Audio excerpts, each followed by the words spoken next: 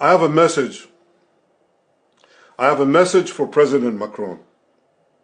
Today, Israel is defending itself on 7 fronts against the enemies of civilization. We're fighting in Gaza against Hamas, those savages who murdered, raped, beheaded, and burned our people on October 7th. We're fighting in Lebanon against Hezbollah, the most heavily armed terror organization in the world, which was planning an even greater massacre than October 7th on our northern border, and that has rocketed Israeli towns and cities for nearly a year. We're fighting against the Houthis in Yemen and the Shiite militias in Iraq and Syria that together have launched hundreds of drones and missile attacks against Israel.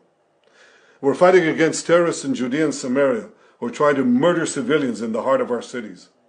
And we're fighting against Iran, which last week fired over 200 ballistic missiles directly at Israel, and which stands behind the 7-front war against Israel. As Israel fights the forces of barbarism led by Iran, all civilized countries should be standing firmly by Israel's side.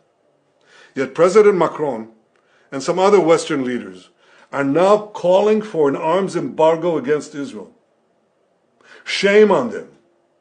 Is Iran imposing an arms embargo on Hezbollah, on the Houthis, on Hamas, and on its other proxies?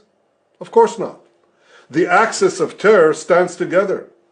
But countries who supposedly oppose this terror axis call for an arms embargo on Israel.